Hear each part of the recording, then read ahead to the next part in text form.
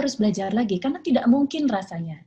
Setelah operasi dinyatakan benar kanker, stadium 2B, lalu tidak mau melakukan apa-apa lagi. Rasanya nggak pas gitu ya. Nah, terus jadi apa yang terjadi? Saya terpaksa belajar, dan saya mengikut sertakan ibu saya sebenarnya juga untuk belajar ini, dan tim saya, karena pada waktu itu yang kami bisa hanya stem cell, ya, SPF, dan kami nggak ngerti nih, kalau di badan ada teroris kanker, ini tuh sebenarnya harus apa sih? Ini sel yang kita perlukan apa, harus ngapain tuh kan nggak ngerti ya. Dan ternyata dari hasil belajar ini, fakta mengenai kanker di tubuh kita, mohon maaf saya quote aslinya dalam bahasa Inggris, ya, hampir setiap hari ada sel-sel kanker yang terbentuk di badan kita. Karena apa? Jutaan dari divisi sel atau pembelahan sel ini kan, pembelahan sel itu cepat sekali ya, karena di badan kita tiap hari itu ada yang bertumbuh gitu. Nah ini karena banyak sekali dan cepat, beberapa ya dari pembelahan sel ini bisa menghasilkan sel-sel yang bermutasi, seperti yang tadi telah diterangkan oleh Bapak Imam ya, ada mutasi sel. Dan mutasi-mutasi sel tersebut akan berujung ke lahirnya sel-sel kanker. Dan setelah kanker itu dikenali oleh tubuh kita, wah ada teroris nih, ada kanker, limfosit kita akan teraktivasi menjadi aktif, dan juga sebenarnya NK sel, ada namanya sel NK. Jadi NK ini singkatan dari natural killer, bahkan ya singkatan namanya aja natural killer gitu, dia sel pembunuh alami gitu ya. Dia akan berusaha menghantam sel kanker itu secara spesifik ya, untuk membunuh, karena dia tahu, oh ini nggak benar ini, sel ini nggak benar. Namun, apa yang terjadi pada saat imun sistem kita menjadi lebih lemah, contoh pada ibu saya adalah karena aging proses. Ibu saya terkena pada usia 69 tahun. Ya, suka nggak suka, aging proses kita akan membuat sel imun kita melemah. Lalu kanker bisa evolve ya, bisa tumbuh menjadi penyakit yang full blown, yang begitu luar biasa, dan dia tumbuh gitu. Dan baru kita ngeh ya, bahwa setelah kita bisa mendeteksi kanker itu, sebenarnya sel kankernya itu jumlahnya udah di atas 1 miliar biasanya. Kalau masih jutaan, sel kanker itu kadang-kadang nggak terdeteksi. Dan tadi Dr. Fajar juga bilang ya, bahwa CEA-nya itu kadang-kadang juga masih normal, dan itu terjadi pada ibu saya. Ibu saya CEA-nya normal pada saat dinyatakan kankernya segede tadi tuh yang dioperasi tadi. Oke, jadi ini adalah fungsi natural dari sel pertahanan tubuh untuk membasmi sel kanker, bahkan di saat kita belum paham bahwa kita itu punya kanker. Ya, di dalam tubuh kita ada 2 jenis sel pertahanan tubuh ya, 2 kelompok. Yang satu namanya innate, dia sudah ada sebenarnya. Salah satunya adalah termasuk NK sel. Dia sudah ada, ya, tidak perlu lagi di toyor-toyor gitu untuk bekerja, ya. Dia non-spesifik, rapid respon, responnya luar biasa cepat, namun potensinya memang terbatas. Nah, nanti dia dibantu oleh yang namanya adaptive immunity, yaitu di sini ada T-cell nih. Ya, jadi NK cell dan T-cell itu adalah nama sel ya, nama sel imun. Ibaratnya mungkin seperti nama Densus 88 gitu ya, pasukan anti teror, nah kayak gitu ya, di badan kita ada mereka tuh. Kalau T-cell dia harus berespon terhadap antigen atau suatu protein spesifik gitu, baru dia berespon.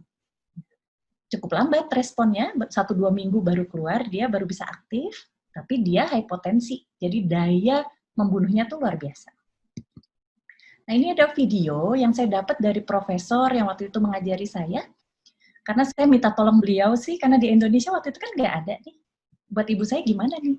Nah ini kanker ya, ini NK cell akan datang sebenarnya otomatis, T-cell juga akan datang nih. Dan mereka akan berusaha membunuh sel kanker tersebut, by nature, otomatis. Dan setelah kanker itu dimusnahkan, dipecah, informasi tentang kanker itu akan diberikan ke helper T-cell, asisten, dan akan disebarluaskan. Karena apa? Ini lihat, ini adalah video beneran yang dipercepat nih. Ini sel kanker, ya. Terus itu tuh T-cell-nya. Dia berusaha kan bunuh, tapi kalau sendirian kan lama tuh kelihatannya, nggak bisa cepet. Jadi dia tuh harus dibantu sebenarnya oleh banyak sel lain, teman-teman dia. Nah ini, dia mau manggil nih. Itu sebabnya ada komunikasi antar sel. Jeleknya, sel kanker tuh pinter juga, kadang-kadang komunikasi itu diblok. Ya, kalau sel T itu kadang-kadang komunikasinya bisa diblok. Nah ini adalah video, real video yang dipercepat. Nah itu, sel kanker itu diuber gitu, sama sel-sel pertahanan tubuh, sama ABRI kita. Baik, lanjut. Jadi waktu itu kami mulai menyadari itu pentingnya meningkatkan sel imun ibu saya nih untuk fight melawan kankernya yang mungkin masih tersisa karena beliau kan menolak kemoterapi. Nah, apa yang dimaksud dengan imunoterapi? Ini jadi banyak pertanyaan dan bahkan termasuk pertanyaan dari tim saya di awal-awal ya karena belum mengerti. Semua disebutkan sebagai imunoterapi alias apa? Terapi untuk meningkatkan sistem imun. Kan gitu, imunoterapi adalah terapi untuk meningkatkan sistem imun pada pasien supaya bisa melawan itu tadi. Nah, ternyata kok banyak macamnya ya. Jadi apa yang sebagian tadi diterangkan oleh Dr. Fajar ini sebenarnya masuk ke yang ini nih. Produk obat di mana obat-obatan itu termasuk yang belakangnya MAP itu ya, rituximab gitu ya. Itu adalah termasuk antibodi monoklonal, targeted immunotherapy. Kerjanya apa? Jadi sel imun itu oleh si kanker, lingkungannya tuh dibikin jelek, supaya sel imunnya males. Gitulah kira-kira awamnya ya. Nah, obat-obatan ini menghambat tindakan sel kanker itu yang menyebabkan sel imunnya males. Nah, itu kalau obat-obatan yang ini nih, jenis yang ini. Ada obat-obatan juga yang jenis yang kanan nih. Dia bisa meningkatkan dan memperkuat sistem imun. Masuk imunoterapi juga kan mau meningkatkan sistem imun kan gimana pun caranya deh. Ya.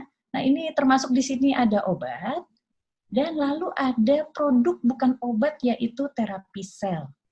Di mana di dalamnya ada yang namanya CIK, ini yang diberikan ke ibu saya. Terus mungkin kalau lihat internet ada namanya CAR T-cell gitu ya, T-cell dilakukan modifikasi dengan virus biasanya sehingga dia tuh lebih jago lah gitu.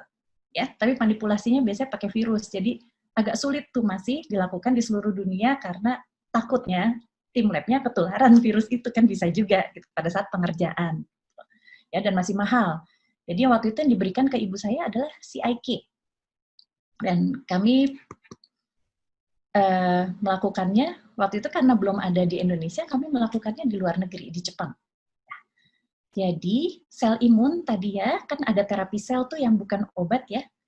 Sel apa sih yang bisa dipakai? Ya ini semua, kalau bisa dibiak sih sebenarnya bisa dipakai. Masalah utama dari pembiakan adalah kita nggak tahu caranya.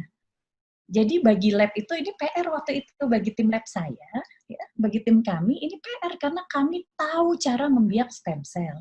Kami tahu cara memproses SVF, tapi kami nggak tahu gimana sih caranya membiak sel imun. Sel imunnya kami ngerti ada di darah, tapi terus gimana membiakinnya, gimana milihnya, gitu ya. Dan kebetulan waktu itu ya sudah, saya pikir saya putuskan untuk memberangkatkan ibu saya ke Jepang, dan ini yang diberikan yaitu CIK, cytokine induced killer, yang terdiri dari T-cell, NK cell, NK T-cell. NK T-cell ini adalah T-cell yang bersifat seperti NK. Ya, jadi dia nggak perlu menunggu-nunggu untuk diaktifkan, nggak perlu menunggu respon, dia langsung bergerak sendiri. Jadi sangat penting tuh, NKT itu juga sangat penting. Nah, terapi itu namanya imun sel terapi, karena dia kombinasi ya, dari berbagai sel. Dan waktu itu caranya sangat sederhana menurut saya sih, karena nggak tahu proses di labnya. Jadi pada ibu saya hanya dilakukan pengambilan darah vena aja, sama seperti orang ambil darah untuk cek lab gitu. Lebih banyak sih memang jumlahnya. Lalu dilakukan pemrosesan yang waktu itu kami belum mengerti gimana caranya. Lalu rupanya didapatkan ini, peripheral blood mononuklear cell, sel imun ibu saya ada di sini nih, yang putih-putih ini. dilakukan aktivasi dan pembiakan. Jadi di